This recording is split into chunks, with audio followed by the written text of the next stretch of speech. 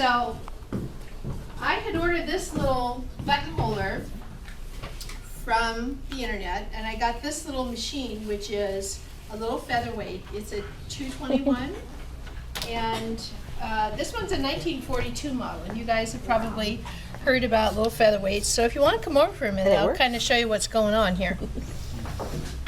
You put the buttonholer on the machine. Now I have like, I'm kind of like Ed, because I'm not really anything like Ed. Sit there. I only have 4 buttonholers. I have no idea how many buttonholers you have. This is old. This is an original Singer buttonholer, and when you want to put it on, it's not too hard. I have this at home. You have that one at home. Yeah, it's a better one. Okay, and I'll show you why. So I'll take this off really quick.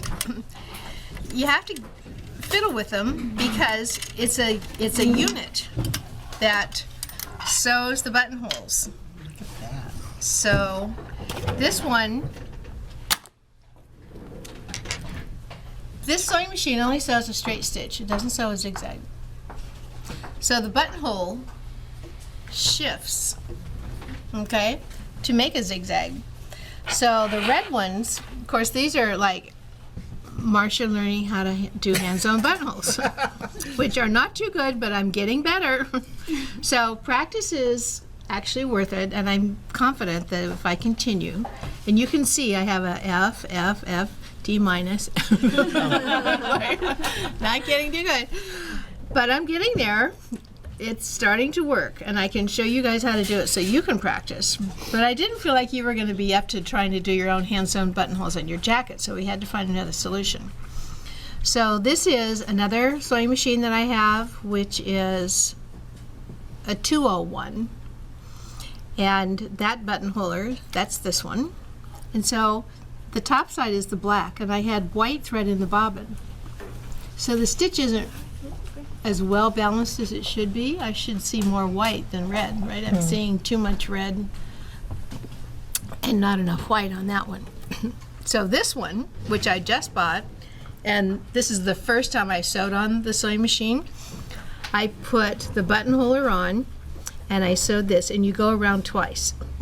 So, and when I turn it over, it had turquoise thread in the bottom, so you see it looks just as good on the back as it does on the front. So it's the darker thread, but turquoise on the other side. And when you buy these buttonholers, I mean, I would buy these for $200 and have one of these little things. And like I said, these cams fit these buttonholers, and I have like 4 different ones. So this is for a slant needle, this is for a straight needle or straight shaft here. So you have to make sure you get the right one. This one loads from the bottom. So you open it up, and you can buy more sizes of the metal cams as well as the plastic. So I've ordered, like, for some reason they don't come with a 1/2 inch, which I thought was really bizarre. And I have the size right here. Yeah, there's the size right there. That's a 5/16, and so this is a 5/8. And then, was this the keyhole? Where's the keyhole? Is that right There it is. Okay, so here's the keyhole. So you drop it in, and it lays flat, and then you just click it. And then to make sure, you just turn the little dial, and that means it's running on those little teeth in there, right? So it's metal to metal. Okay. So she's ready to go on. The improvement is this one. If you don't have the right size, you have to take the whole thing off and put it in a different size, which is a big pain in the neck. So they improved it, and they opened it from the top. So you put your cams in from the top. So I can change my buttonhole size real easily with this one, where this one I have to take it off the machine, put it back on the machine. It's kind of a hassle. But that's all metal, and that has some plastic with it. It's not inside. Yeah, it's all metal inside. The housing okay. is That's when they just used to make things nice. yeah. Yeah. To last. And you know what? When they make things nice, they sew nice too. Yeah. Yeah. I love that buttonhole. It was It my looks- first one that I had. Nice. So when I want to put it on, you have to put this little plate on. Okay? So, and when you do that, all you do is make sure you have your needle down when you're just screwing this into this little hole. And that way, it will not hit the metal plate because you don't want to break your needle. So now you're ready to put your buttonholer on. So you have to be sure that you roll the needle down, and then this little arm has to go on your needle. So this becomes kind of a game of how to get this on. Okay, so this, where is it? It's like a rougher foot. Yeah. I wonder if I did that without the, I didn't do it by taking the needle off, so it's a matter of finessing this thing around. Okay, now roll it down. Now you get the arm up on the needle bar screw. You gotta have that little arm on that screw. Okay. And then you just crank it together with this little screw that goes in here. That's amazing how they designed that for a straight stitch. Right? I know. That amazing. And in the little box, which is right under Yvonne, make ruffles and gathers and narrow rolled hems and all kinds of fun stuff. And it's just a little straight sewing machine. Yep. So when I talk about needle stitch, like when I crank this down, I can go down to 6 stitches per inch. And if I put it all the way to the top, it'll do 30 stitches in 1 inch. So it'll make little teeny tiny stitches. And your normal stitch length is, 12, about 10 to 12 stitches per inch. That's just a normal seam, okay? So this is actually the one you got off the internet. This is an antique? No, This I is, bought it actually in San Marcos. It is an antique. This is a 1942. Yeah. Now, there was some paint that got around the bottom right People here. restore I don't know if you can see it. People, that's all they do is restore it, repaint it. Restore 'em, Yeah. yeah, repaint it. So I just got it. I probably, I don't know. I was thinking about selling it, and I don't know if I really want to sell it. It's a nice machine. I know, they're really It'll last sweet. forever. It'll last forever. But I've got 2. these parts then are also widely available, or they're just really not? Oh, you can find them. Yeah, you can find them on the internet pretty easily. Okay. But this, So this piece does not go in this machine. No. What type of machine does that go on?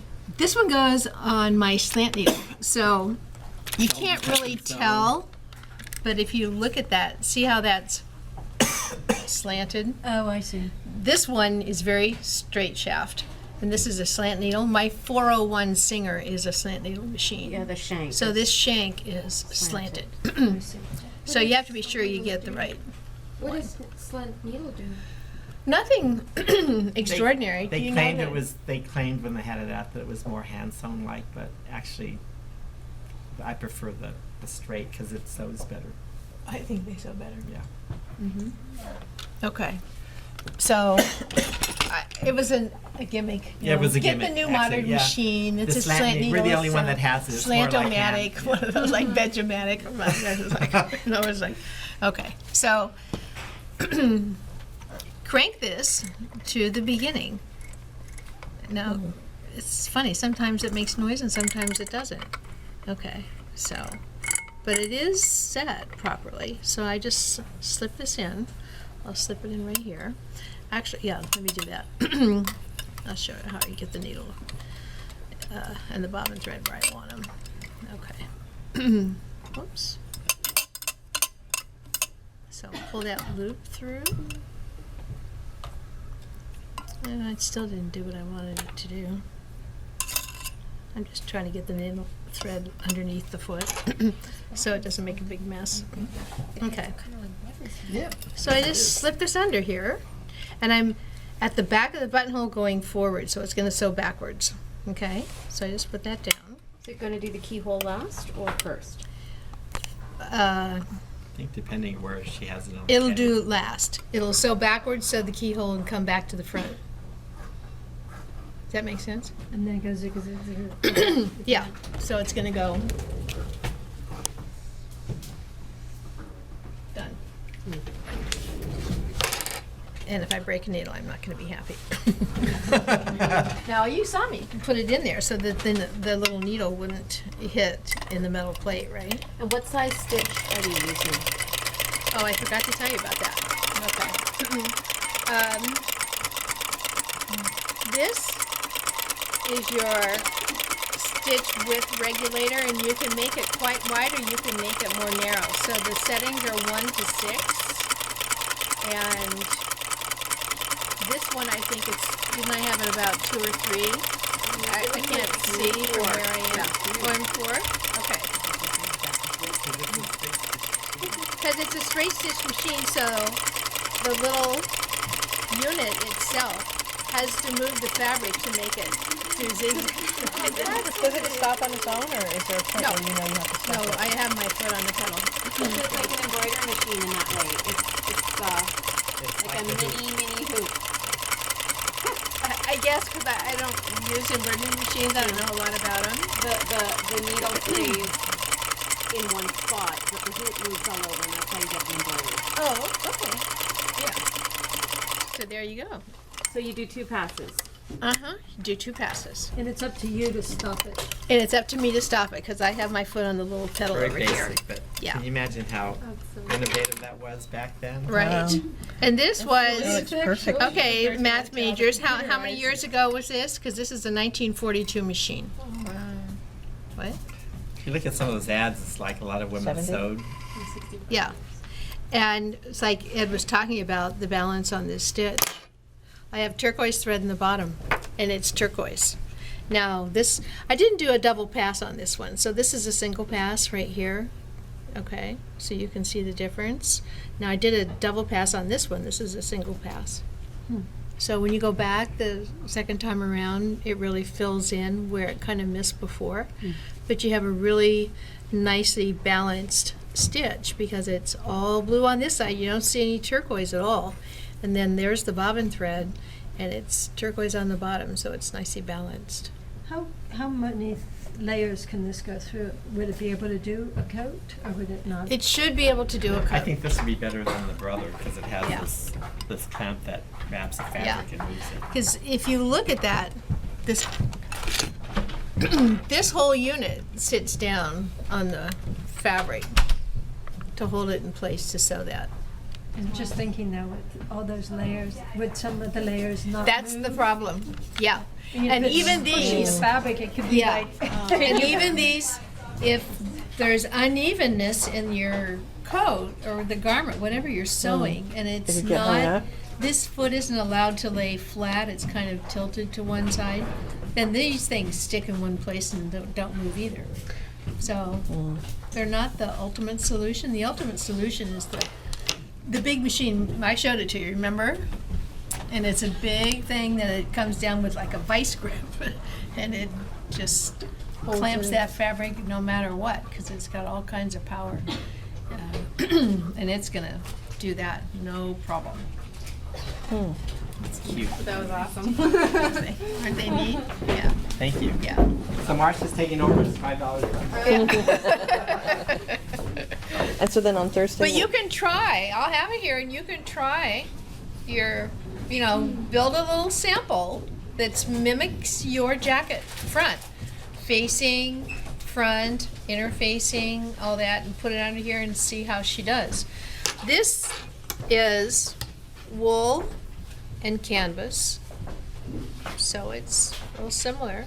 If anybody wants to try one, you can come and sew a buttonhole. It's right here. So for Thursday, I mean, for those of us who did bound buttonholes, you'll show us how to Oh, do the open back? the Sure. facing through to that. Okay. Absolutely. Okay.